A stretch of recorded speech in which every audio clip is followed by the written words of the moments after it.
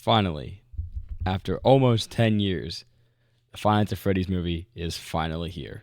Hello everybody, my name is DripCade and welcome back to another YouTube video. Today I'm going to be talking about my FNaF movie reaction, day, and review. Just kind of all of it in one. I know this video is very, very late and I apologize for that. There's a reason behind that and it is corruption. My video file for this, I went and saw the movie the day it came out. I went and saw it the 27th, and I had a video down and ready by the 28th, and the file got corrupted. And then it got corrupted again. So I had to just scrap the whole video, and I'm remaking a new one right now. Was it on the 6th of November, 9 days after the movie's been out. And I apologize for that. Now I've watched it about 4 or 5 times, so I'm kind of more, quick to think about stuff in the movie. So hopefully this is a little better than the first one. First off, before I talk about the movie, I just want to talk about, my day when I saw it and leading up to it, because it was super, super fun. So if you guys want to just skip straight to the review, the timestamps right here where you guys can go see. But quickly, I'm going to showcase my outfit and everything. So here's my outfit towards the movie. You can see the main piece I have right on here, the bomber jacket. I got that custom made. And then I obviously have the security breach shirt, some Monty glasses, just some purple pants for William Afton, and then some cool, crazy Five Nights at Freddy's Crocs. That was the outfit I wore. I met a couple of friends who were all dressed in onesies. No one really had, FNaF actual stuff except for, plushes. I had a little bit plush. My friends had the big, obvious Freddy Fazbear plush. But no one was really in, FNaF gear like I was, because I was I'm going all out to see this movie. This has been my life for, the past 4 or 5 years. I need to, go all out and watch this movie. So I did. And before that, we'd actually stopped at the one place that is almost the real-life embodiment of Freddy Fazbear's Pizza, being Chuck E. Cheese. So I got to go there, I got to take a picture of Chuck E. Cheese himself, me and Mr. Cheese. We got to take a picture together. I went around with my friends, we got some free pizza, some free drinks, some free cards. We got hooked up because my friends worked there, so shout out to all of them for hooking us up. Played some games, had some fun, beat a couple of records there, obviously only the basketball ones, because that's all I'm good at. And then after we had our fun there, we headed over to the FNaF theater. I think that's the right word. We got to the theater, and it was packed, and everyone was going to watch the FNaF movie. You knew. People were dressed up in suits. People had, FNaF geared out and stuff. I wasn't the only one. I was like, oh, finally, I don't feel alone. Had a little bit of shenanigans pre-movie, and then we got to the theater, and, dude, it was packed. I don't have a really good picture of how packed it was, but it was packed. There was, not a lot of seats open. I'd say maybe 5 were open. It was real packed, and they got quiet, and we watched the movie, and it was a great time. I really enjoyed it. I had an awesome time watching it. It was more than anything I could have ever asked for. So, what an amazing movie. And let's talk about the reactions finally. So, overall, this movie, I'm going to give it, obviously, a 10 out of 10. Realistically, I'd have to give it, an 8. But I want to give it a 10 because it's just that amazing and it's just that perfect. I've waited for it for so long, and it definitely delivered on what it was supposed to do. Obviously, huge shout out to all the child actors in the movie. I know how difficult child acting can be, not from experience, just from watching other movies. Child acting is a very, very difficult thing. And those kids in the movie, they did a great job with their parts. I didn't really see a lot of stuff I was like, oh, he messed that up. That's terrible. Oh, he did that wrong. It was all very good. I mean, they were all very good actors about this. So, huge round of applause to them because child actors don't have the experience as older adults do, like Matthew Lillard and Josh Hutchins and everyone else in the movie.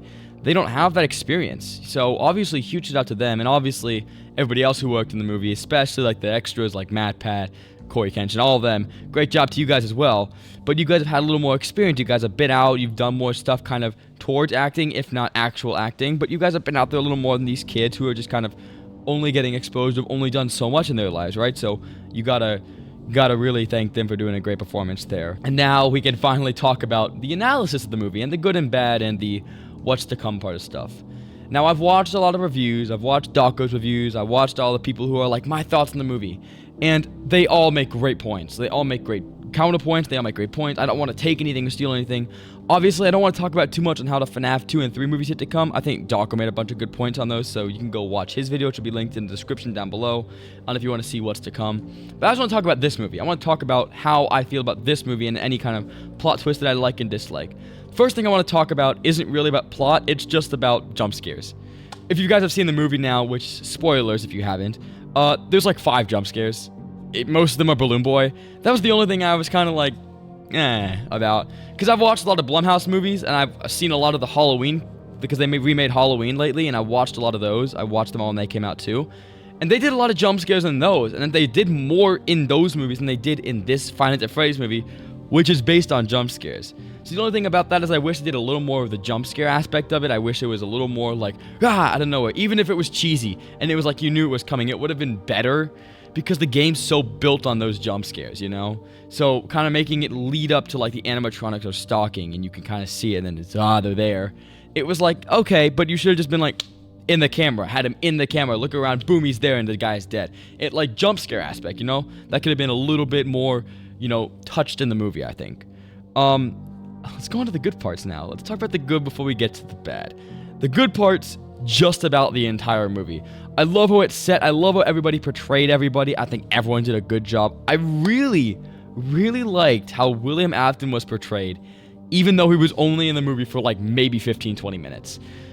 Yeah, Steve Radcliffe did a good job performing. I just liked the aspect of how they performed as William Afton. That was my favorite part. I love watching the Scooby-Doo movies over and over again, and I love watching the original Scream. So I've been a huge Matthew Lillard fan, just from watching those. And to see him perform in this movie just as good as those two, it was amazing to watch. So I love all the little hints to Scream in the movies. They're subtle, but they're there. It's like someone says, "I'll be right back." And I don't think they die. Or Abby says, "I'll be right back." And then, like, the animatronics come to life. And it was definitely homage to, like, Stu Macher being like, "I'll be right back" in the original movie. Same thing with, like, some of the movements he does and the way he talks is just super kind of close to the Scream movies. And I love that. I also really loved the set designs, and I loved how the animatronics looked. Everything just kind of looked spot on. The animatronics obviously being made by Jim Henson's Creature Shop. I watched this movie or show called Jim Henson's Creature Challenge where they would make creatures, and you just see how amazing they are at their job. You can see how much dedication they put to the animatronics and how good they really, really, really made them. It was awesome to see. 10 out of 10 for the animatronics. Loved all the stage designs. Loved all the acting. I loved majority of the plot. But now, sadly, ladies and gentlemen, we do have to talk about the elephant in the room. The 2 or 3 major things I didn't really like about the movie. And really the big fat one, the big sore pinky toe, or the big sore big toe, I guess we can talk about, is the fact that Vanessa is William Afton's daughter. I don't know why I don't like it. I don't know why it's like I can't like seem to be like, it's a great plot. I just don't like it. Because as much as the movie isn't based on game or book lore, it has to stick with William Afton has 3 children, right? I feel like that has to be like a point they have to stick with. I might be wrong. If you guys think I'm wrong, please tell me in the comments down below any way you want to. But I feel like they have to stick with he has 3 children, Elizabeth, Michael, and Evan, because it's so key to how like the game is formed, you know? It's so key to that. And if Vanessa is supposed to be the Elizabeth of this and she didn't die, then like how does it work with all the other movies, right? It wouldn't make sense. So I feel like it has to be some sort of William brainwashing project going on. He's done it in the past to Vanny. I know Vanessa, like in the movie and in the game, are nowhere near related, but it seems like this is taking place maybe after William's daughter and son, Evan and Elizabeth, have died, and he's so cut by the loss, and he's so angered at Michael still for killing his son. I'll get to this part in a second, but he's so sad about Elizabeth because he did it. He doesn't want to believe that she died, so he brainwashes someone who looks just like her to believe that she's his child, and she believes it, and maybe that can lead to the next movie when they start to realize that maybe they aren't related, and maybe this is another part of his big brainwashing stuff, you know, because it just doesn't make sense for Vanessa to be related and not be, you know, a set-in for Elizabeth, that she's already dead, you know? And now on Mike's part, I feel like he's brainwashed as well. The way he stutters the way Afton stutters when saying Michael Schmidt, it's gotta be like either he knew him really, really close, really personal, hinting towards like Henry Emily's son, which is a whole nother plot I won't go on, or it has to be that they're related and he was also brainwashed again to be forgotten about because he wanted nothing to do with him. He thought that he could brainwash him and just let him leave him and he would just never find his way, you know? He thought, Michael killed my son, my favorite son. I don't want anything to do with him anymore. I'm going to brainwash him, make him think he's not part of this family, and just leave him wherever. So if now that he finds him, he's like, shit, you know, what am I supposed to do now? You know, he made him brainwash into a family, but then he abducted Gabriel, which would tend to think that that would make Mike think that that's his brother, when in reality it's not. Right? And then that seems to do a whole thing of how William can be like, symmetry, I killed your brother, now I kill you, I can play this whole thing off like you're not related to me. But then it could go into the FNaF 2 movie and get like, oh, maybe we are related. Maybe Vanessa, maybe you're not his daughter, and maybe I'm his son. And then into FNaF 3 where it kind of finalized. Like, that would be a really good plot too. Because it's nothing even said about brainwashing in the movie. And it still leaves room for the puppet to be Gabriel. Or not Gabriel, Garrett. Sorry, I keep saying Gabriel, it's Garrett. It leaves room for that. And that's a really good plot in my opinion. I think it's not expected at all until I just said it and now everyone thinks it. Right? I think that's a really good plot line. But other than that, I don't really have any problems with the movie. I can try and think for a second if I have anything else wrong with it, and I probably will come up with something. But I need a second to think about it because I just ranted a whole plot line for the next 2 movies. There's really nothing that comes to mind negative about the movie anymore. The only thing is the little poster with all the Dawko and DJ like the wall of employees of the month would maybe shown in another scene. That's it. Like, I feel like everybody needed a fair amount of screen time. Dawko's done a lot for this, just as MatPat's done in Corey Kenshin. Obviously, we all know that Markiplier hasn't been in this, but he hopefully will be in the second one. You know, we never know. He was supposed to be the first security guard, but sadly he wasn't. But I feel like Dawko and all of them deserve their time. Maybe they could have gotten a glimpse of the actual wall, a good 5 or 10 seconds of the wall with Vanessa and Mike maybe talking behind it, so it's a little blurry, but it's there. I feel like they deserve to be in it a little more. Maybe we'll get a different cut of the movie where it's there a little more. But other than that, really, I didn't have a problem with it. I had a great time going to see it. I had a great time leading up to the movie, and I had a great time making this video. I really don't want to rant too much about how I think these next movies are going to come out, because I don't know. I'm going to leave it up to the actual experienced people to do that. I just wanted to get my opinions out there. I think I made a good plot line for the next 2 movies. Maybe, you know, maybe it'll be picked up by someone. Maybe MatPat picks it up and makes it a whole theory, or Dawko picks it up and makes it a whole video. I don't know.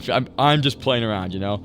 I think it could work well. I think it would be unexpected and be, you know, something completely different, which is always good in the film industry, to be completely different from the first movie, you know. But I might be wrong. They might be making a whole different thing. As we're talking right now, Scott Cawthon is writing another script. So you never know what's going to happen. He could change it. He could not. He could go with something that none of us have expected. Maybe William Afton isn't even William Afton. We don't know. But yeah, that's just my take on the Five Nights at Freddy's movie. I wanted to talk about it, finally get an actual nicely produced video out to you guys. Try and get it out by tomorrow. Just try and edit it tonight and get it as fast as done. Hopefully get some more videos out because Fortnite is back out. I want to play a Fortnite video too. But that's going to be it for today, guys. Thank you guys so much for watching today's video. If you are new here to the channel and are not yet subscribed, what are you waiting for? Go ahead and smash that button down below. If it's red, you know you're not subscribed. And what are you waiting for? Just go subscribe. We're trying to get to 1,000 subs so I can shave all this luxurious hair off and look like a bald man. Look like an absolute madman, you know? And who wouldn't want to see that? If you guys are already subscribed, waiting for that, and enjoyed today's video, don't forget to give this video a big fat thumbs up. And if you guys want to know when I post my next video, or want to see me play Fortnite or stream or anything, don't forget to hit that bell for notifications down below. Thank you guys, and peace out. Until next video.